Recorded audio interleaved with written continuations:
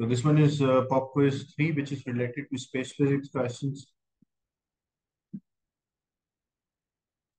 So in the first question, the first multiple choice question, the diagram represent the position of the Earth, the Sun, and the Moon at different times of the moon cycle. Which diagram represent the position of a moon when a full moon is to seen from the Earth? So if you want to see a full moon, it should reflect the maximum amount of the light from the sun.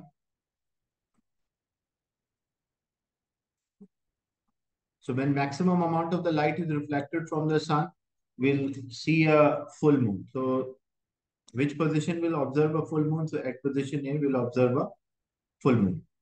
But here what will happen? Smaller proportion of a light is reflected, smaller proportion. And this, if the same question was there, that there is like a new moon is there. So this is the position of a new moon.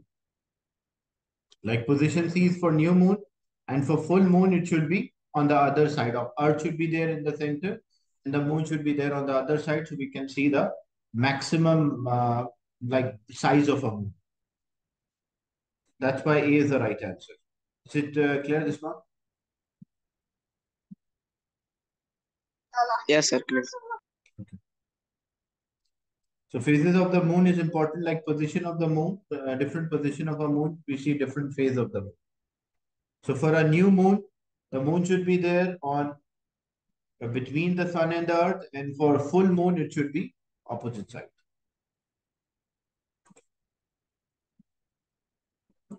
Which row correctly describe the nature of the Mars and the nature of Saturn? So first like we have Mercury, Venus, Earth, and Mars. These are known as the rocky planets. Then after we have a gaseous planets. So what is Mars is there? So Mars will be rocky, and what is Saturn? Saturn will be a gaseous giant. That's why option C is the right answer. So Mercury, Venus, Earth, Mars, then Jupiter, Saturn, Neptune. These all planets are the gaseous planets.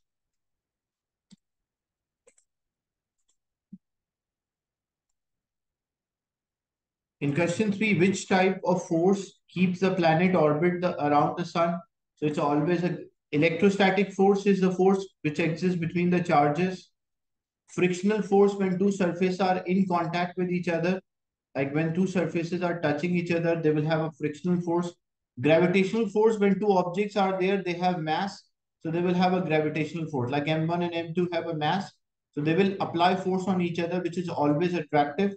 So the gravitational force is the one which exists. And a magnetic force exists between the magnetic objects, magnetic material.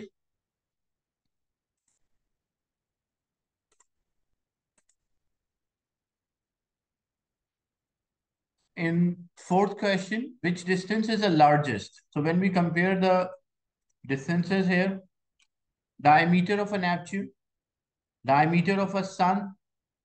So this is like distance between the sun and the earth. So definitely, because look, size of a Neptune, then they're saying size of the sun, which will be much. Then the distance between the earth and the sun, which is about 1 astronomical unit. But the distance between the sun and the next nearest star, which is a Proxima Centauri, this Proxima Centauri is the closest star to sun, which is about 4.3 light year away. So which is have the largest distance? D is the largest distance.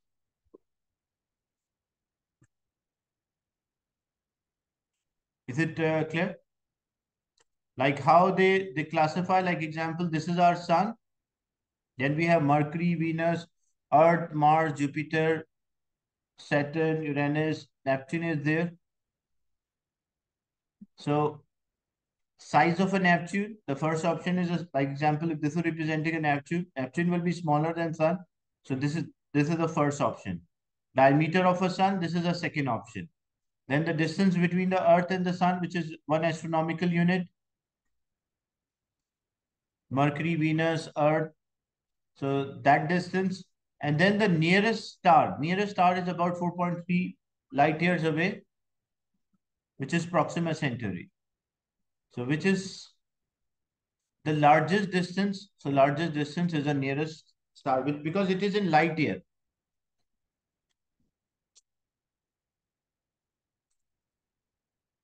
In question 5, complete the sentences about the objects in our solar system: planets, minor planets, and dash.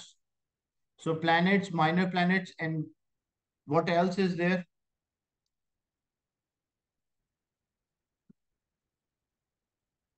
Because we have to complete the sentences about the objects in our solar system. So planets, minor planets, and gaseous giants you can also mention. You can also mention comets. You can also mention asteroids.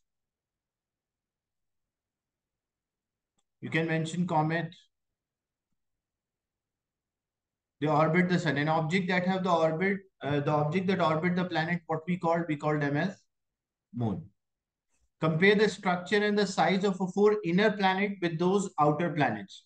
So for inner planets, they are basically rocky, and outer planets are gaseous.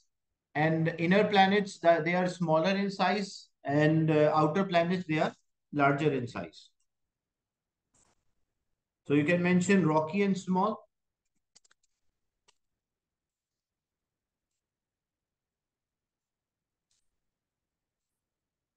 and gaseous and large.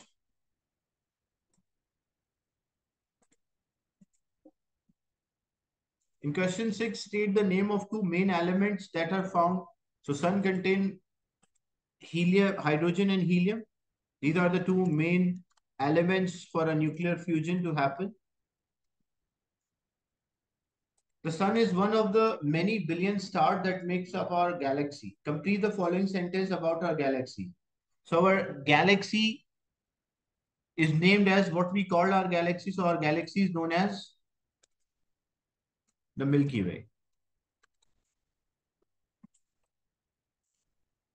And the distance of the Mars from the sun and the speed of a light, calculate the time taken for a light to reach the Mars, from sun to Mars. So example, if this is representing a sun and we have Mercury, Venus, Earth, and Mars is there, the distance is given 2.4 into 10 power 11.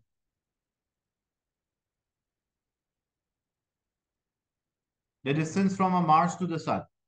And the light speed, the speed at which the light travel, if a light is emitted from the surface, we consider, and it is traveling at 300 million meter per second, or 3 exponent 8 meter per second. We want to calculate the time. So how to calculate the time? So speed is distance divided by time. So if we need the time, so time will be distance divided by speed.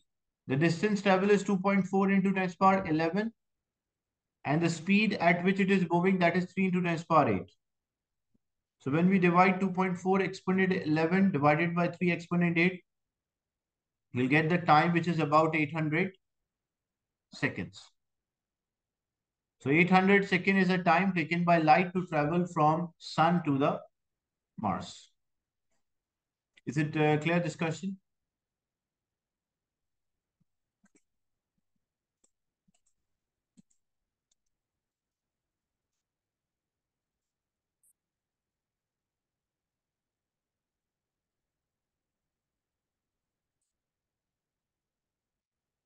So this was a pop quiz 3 of physics.